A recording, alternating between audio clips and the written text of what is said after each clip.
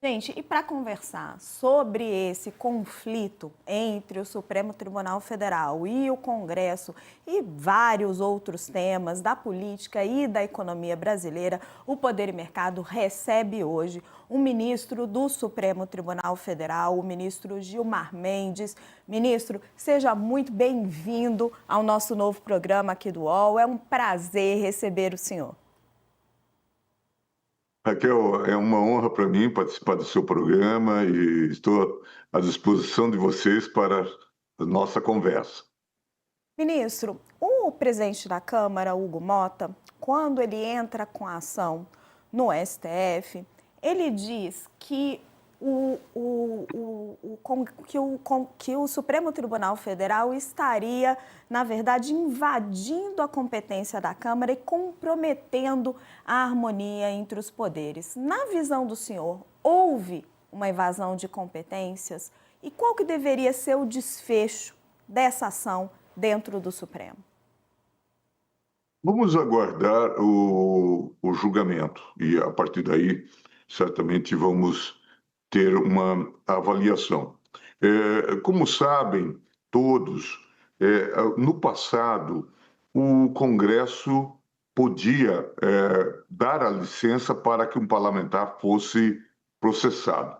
Ainda foi no governo Fernando Henrique que essa questão foi alterada, porque era a imunidade processual que rimava um pouco com impunidade. Então mudou-se para esta nova fórmula, em que o processo segue normalmente e a cada uma das casas do Congresso pode suspender o processo, mas está dito lá na Constituição, por fatos ilícitos atinentes ao mandato, após a diplomação.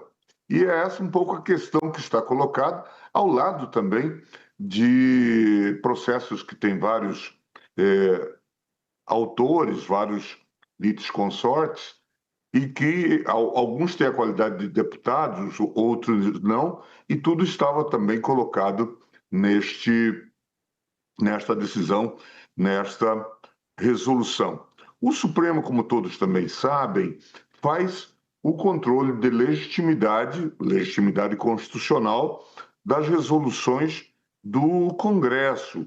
E nesse caso, obviamente, ele acaba falando por último e, evidentemente, ele não está extrapolando suas funções na balança dos poderes. Está fazendo um controle de legitimidade que a Constituição prevê e autoriza. O senhor está dizendo, então, que assim, vamos esperar o andamento do processo, mas o senhor está deixando claro que é o Supremo que fala por último, né? O Supremo que faz o controle de constitucionalidade, que é um dos mais amplos do mundo. Agora, desde sempre, também temos que dizer que a impugnação de uma decisão do Supremo Tribunal Federal não é nenhuma afronta ao Supremo Tribunal Federal. Estamos seguindo as regras do devido processo legal. E é a forma, inclusive,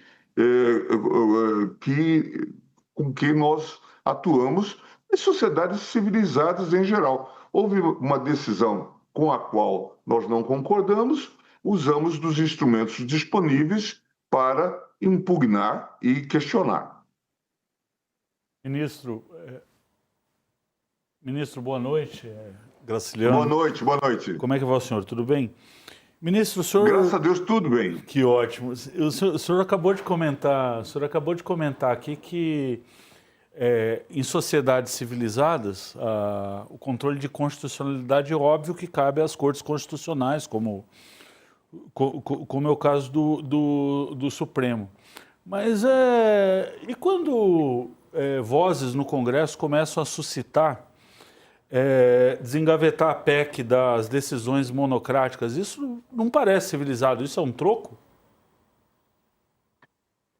Aqui talvez até tenha um certo equívoco, né? Vocês já divulgaram que o próprio Supremo Tribunal Federal, ainda na gestão da ministra Rosa Weber, fez com uma alteração no seu regimento para dar uma dinâmica às chamadas decisões monocráticas e submetê-las de imediato ao plenário, se não ao plenário físico, ao Virtual. plenário virtual. De modo que não me parece que seja apropriado aprovar essa PEC.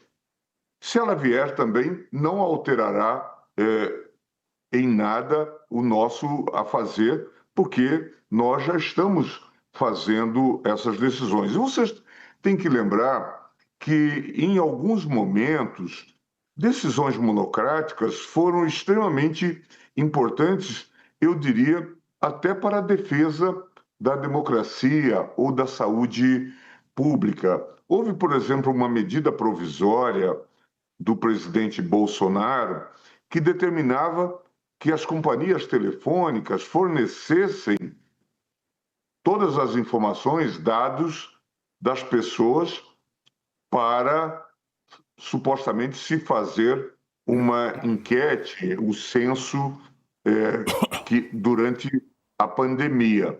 E a ministra Rosa, ponderando todos os fatores e os riscos, houve por bem suspender e o fez monocraticamente. Muito provavelmente, se ela esperasse a deliberação do plenário, nós teríamos problemas variados aqui. Muito provavelmente já não se conseguiria voltar atrás na decisão. Então, nós tivemos aqui uma decisão importante que foi tomada monocraticamente, depois referendada pelo plenário.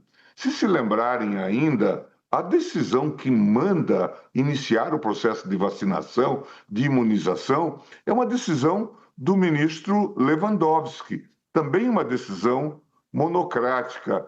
Então, não vamos demonizar ou satanizar as decisões monocráticas, porque às vezes elas são impositivas para que o próprio direito se faça. Boa noite, ministro. O Supremo condenou a deputada Carla Zambelli a 10 anos de prisão, mas não houve reação nenhuma do Congresso Nacional. Quer dizer, são dois pesos e duas medidas? Como o senhor avalia?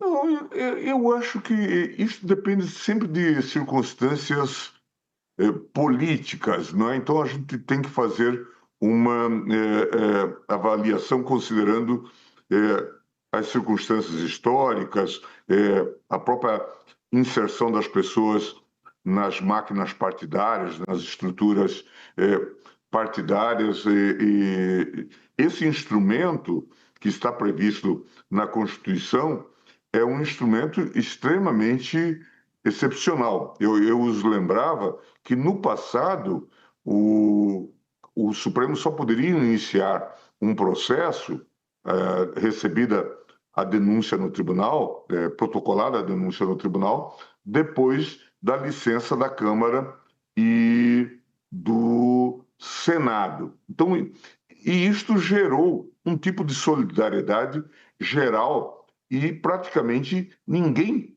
tinha essa licença concedida. Por isso, o próprio Congresso se moveu no sentido de mudar esse sistema para a regra que nós temos hoje. Mas o Congresso, cada casa é soberana para escolher os casos. Só complementando a pergunta da Mari, dá a sensação que o Congresso reage ao caso Alexandre Ramagem porque quer parar a ação penal do golpe de Estado, enquanto deixa o caso Carla Zambelli, porque é uma deputada que tem pouco apoio no Congresso Nacional e não vai ter nenhum efeito na ação contra Jair Bolsonaro. Eu não vou fazer psicologia jurídica aqui, né, Raquel? Mas pode ser uma explicação. Mas a própria leitura do texto constitucional mostra que pode até haver controvérsias e em direito sempre as há, mas nós devemos ler o texto constitucional e entender que se trata de uma medida excepcional que beneficia parlamentares que cometeram eventualmente atos ilícitos após a diplomação.